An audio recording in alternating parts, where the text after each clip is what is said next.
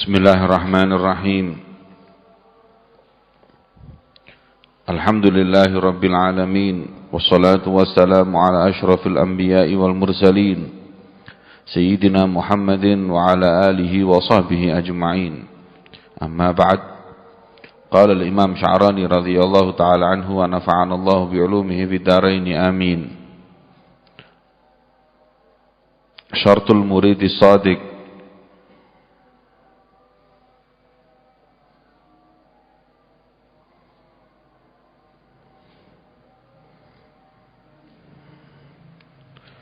min syartil kana yaqul min syartil muridi shadiq an la yahda'a lahu syaukun illa bi liqa'illahi ta'ala wal liqa'u yakunu fid dunya wal barzakh bil musyahadah bil qalbi wa fil akhirah bin nadar bil ain adh-dhahirah wa kana yaqul kafa bil muridi jahlan an ya'jab bi a'malihi qalu inna ma kana 'ajabuhu jahlan li'annahu yurid an yu'tiya bil 'ajab 'uyuba nafsihi wa hiya la tataghatta wa kana yaqul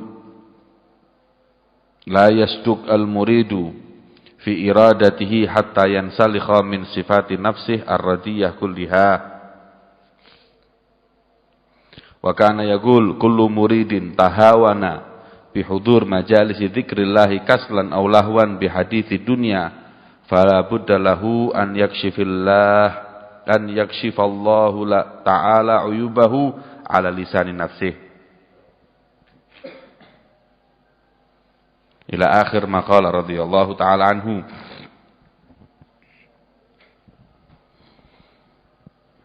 Syartul muridis shadiq.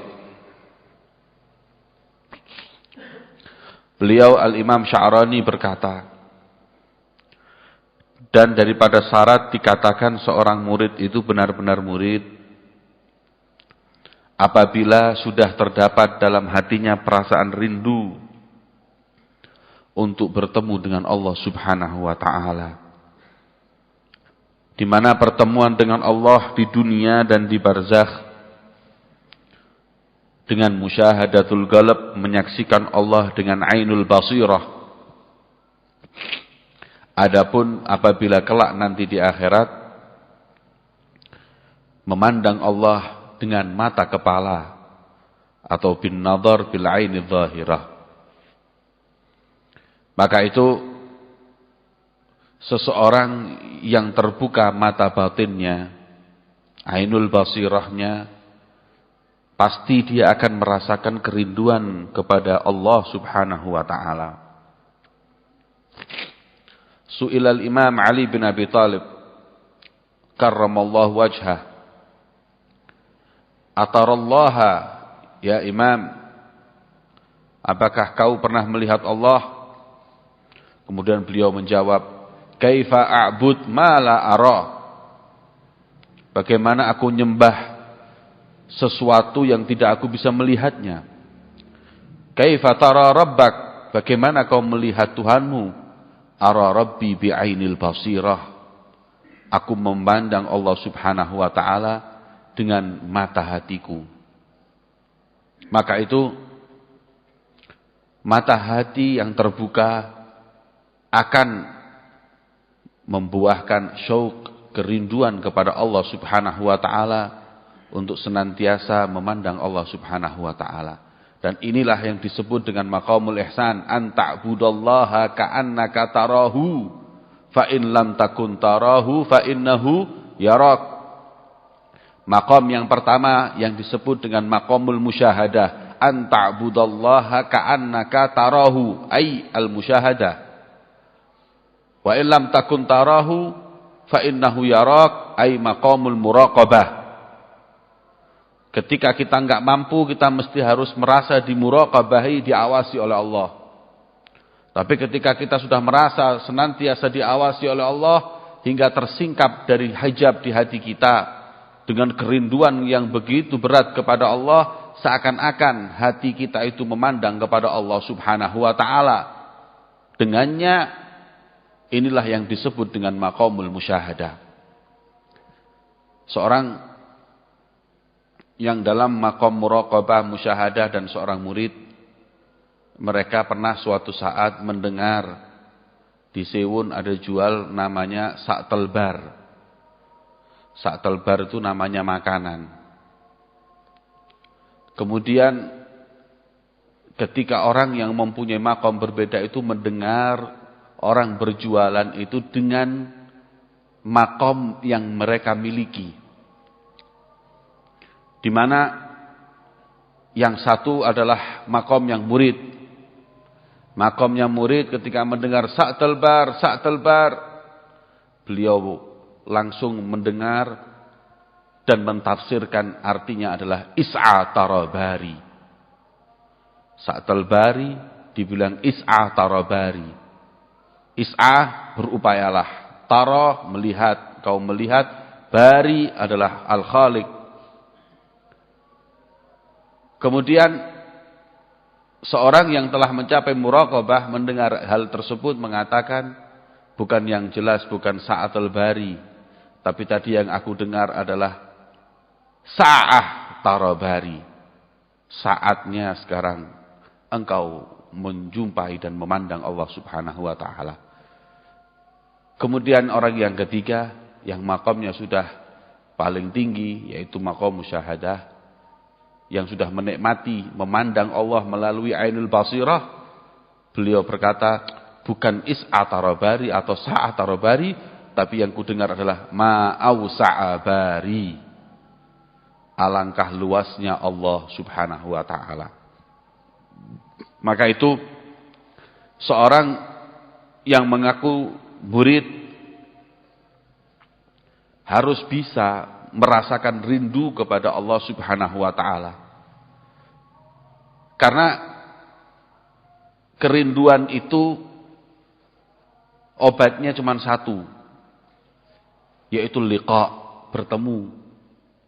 Kalau kita nggak rindu dengan Allah, nggak mungkin kita bisa bertemu. Harus rindu dulu, setelah rindu, maka liqa al-ahbabi dawa'uhu, bertemu dengan para kekasihlah adalah obatnya.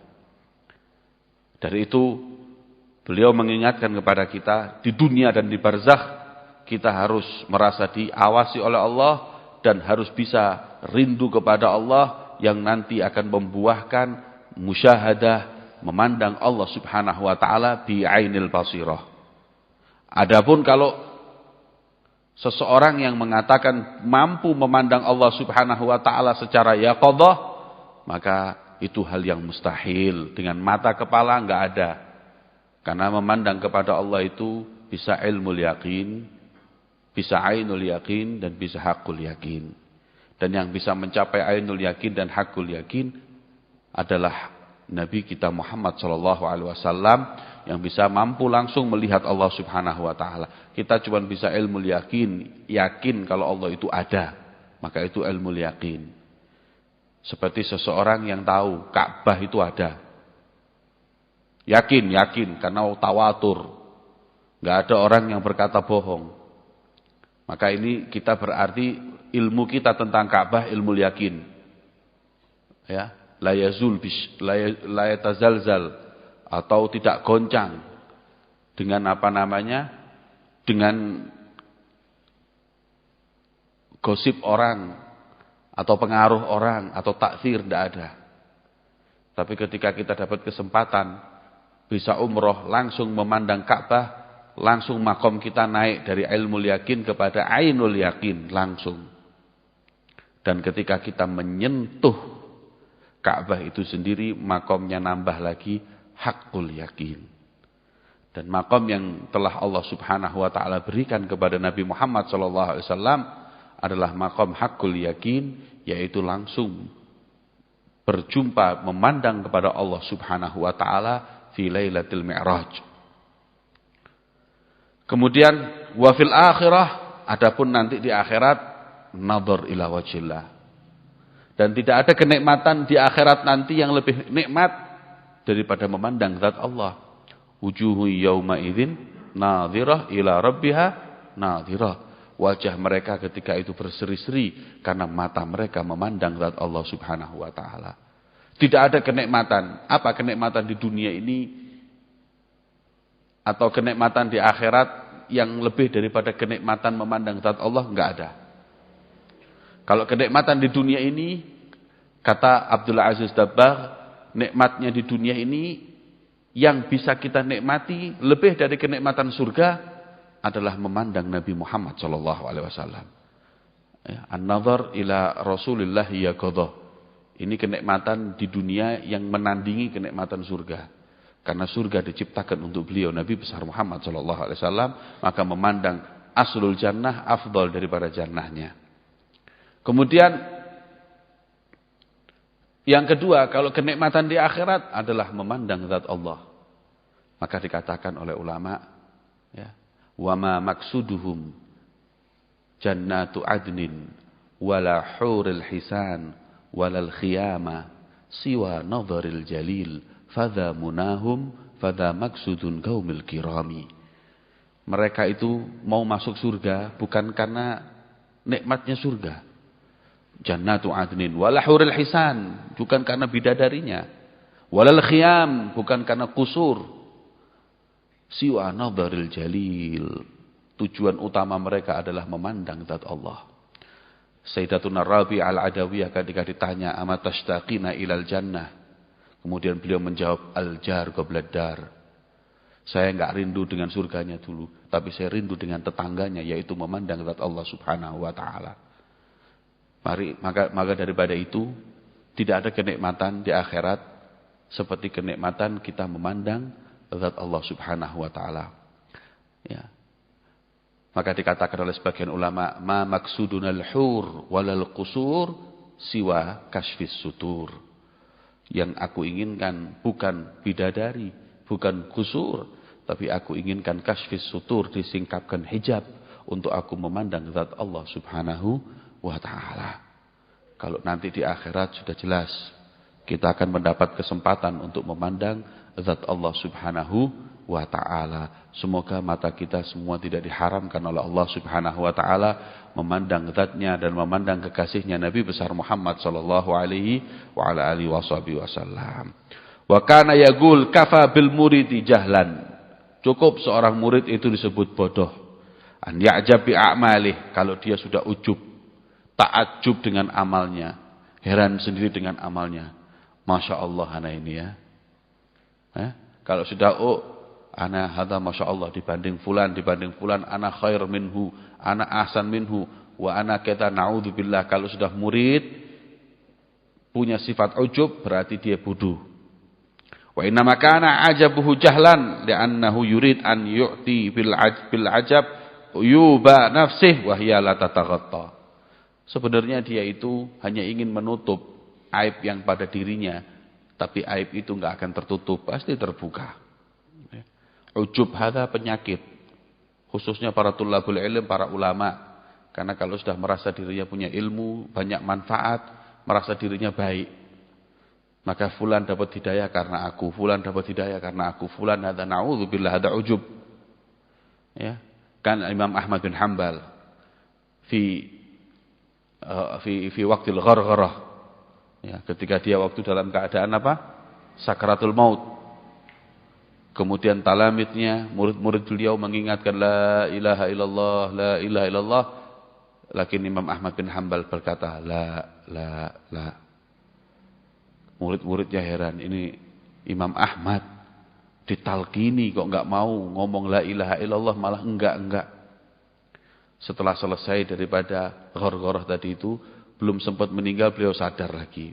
Biasa orang mau meninggal itu kadang sakaratul maut kemudian sadar, sakarat lagi, itu biasa. Lah beliau pas sadar kemudian la ilaha illallah. Loh, sekarang kok mau la ilaha illallah? Tadi aku katakan la ilaha illallah, kau berkata tidak. Kemudian beliau berkata, aku tidak berkata tidak kepada kalian, tapi aku berkata tidak tadi ini kepada syaitan. Di mana syaitan tadi berkata, syaitan tadi itu ngomong, Syufi Ahmad, fuzta antal an, aflahat al-an, berhasil ente. Anak mulai dulu di dunia terus goda-goda ente nggak bisa-bisa, sampai sekarang ente sakratul maut, ente meninggal husnul khotimah. top ente, anakku ente, Masya Allah, hebat ente. Kemudian ketika beliau ngomong gitu, setan ngomong kayak gitu, beliau menjawab, lah. Mau ente tipu anak, supaya ujub anak. Kalau tadi seumpamanya kita waktu itu ditanya Imam Ahmad bin Hanbal, setan berkata, haruslah ngakui kalah anak sama ini, top ente. Men anak, sapa dulu saya. Nah ketika dia berkata men anak, ya anak ujub keluar. Ada huwa maradul murid, maradul ulama. Nah, tetapi Imam Ahmad bin Hanbal, ndak, itu mau nipu anak. Supaya anak ujub. La. Itu jangan nipu anak ente. Nah, setan ketika itu sudah kehabisan cara untuk menyesatkan Imam Ahmad bin Hanbal, dan akhirnya beliau meninggal dalam keadaan radhiyah mardhiyah, yaitu ridha dan diridhai oleh Allah Subhanahu wa taala. Kemudian yang terakhir, syarat murid yang shadiq apabila dia betul-betul sudah menghilangkan semua sifat-sifat penyakit hati pada dirinya. Tidak boleh mukmin, tidak boleh seorang murid punya sifat riya, punya sifat sombong, punya sifat ujub. Semua penyakit hati tidak boleh ada di hati seorang murid. Ya, harus belajar untuk menghilangkannya. Nah, kita nggak akan pernah bisa menghilangkan penyakit kalau kita nggak tahu kalau itu penyakit. Kif ente mau menghilangkan panu, ente nggak tahu kalau panu itu penyakit. Yang repot ada orang punya panu di badannya, tapi malah dia bangga, syukur. Ya apa, anak punya kulit Masya Allah, putih sendiri lihatin. Nah, dia tidak tahu kalau ini penyakit ini. Yaftakhir bimaradhu. Syuf, kenapa? Nanti lihat yang sebelah-sebelahnya ini tidak putih kayak ini. Doakan supaya putih semua badan anak. Gimana? Karena dia tidak tahu itu penyakit. Orang sombong juga gitu, nggak tahu kalau dia sombong. Orang riak juga gitu, nggak tahu kalau dia riak. Orang hasad juga gitu, nggak tahu kalau dia ini hasad. Lah gimana mau ngobati? Malah dia bangga dengan kehasutannya. Anak orangnya, nggak mau kalah anak orangnya. Ada orang bangga. Syuf, Pak Donas ya gul, anak ini orangnya nggak mau kalah anak ini. Pokoknya ada orang di atas anak harus di atasnya lagi. Syuf, yaftakhir bikibri. Karena dia tidak tahu kibir adalah sifat syaitan. Coba kalau tahu itu sifat syaitan, ya stahiyan yakul hadzal kalam. Nah ini karena dia nggak tahu, makanya belajar. Belajar ausaf, sifat radiyah. Sifat-sifat yang buruk ini kita harus tahu. Sombong itu gimana? Itu tidak boleh. Hasad itu gimana? Ujub gimana? Itu kita harus pelajari semua. Kalau enggak, kita enggak tahu. Jazakallahu khair Imam Ghazali fil Ihya menyebutkan tentang semua bentuk penyakit hati, sebabnya dan semua penyakit ini cara menghilangkannya agar kita tahu ini penyakit. Tidak lihat di dalamnya ada panu, ini masih kecil. Mumpung masih kecil, cepat-cepat hilangi. Karena dia tahu. Sebab penyakit ini, panu ini kalau semakin banyak di badan di ini semuanya, semakin sulit ngilanginya. Ayo cepat, mumpung masih sedikit, cepat-cepat ke dokter. Wahakadzal murid. Ente sekarang ini masih muda, penyakit hati belum banyak, kalaupun ada belum parah. Maka kenali penyakit itu dan obati. Cepat-cepat ke dokter, cepat-cepat datang ke gurumu, cepat-cepat kau mengeluh tentang penyakitmu ini. Terus bagaimana cara mengobatinya? Jangan kau biarkan. Kalau kau biarkan penyakit ini semakin kronis, semakin parah, dan kalau sudah parah sulit ngilanginnya. Enggak dokter biasa yang bisa menghilangkan. Maka itu para muridin yang dimuliakan oleh Allah Subhanahu wa taala, ayo pelajari apa itu penyakit-penyakit hati, obati. Secepatnya diobati. Karena kau tahu itu penyakit, dan penyakit hati itulah yang menghijab antara kita dengan Allah Subhanahu wa taala. Wallahu a'lam bishawab.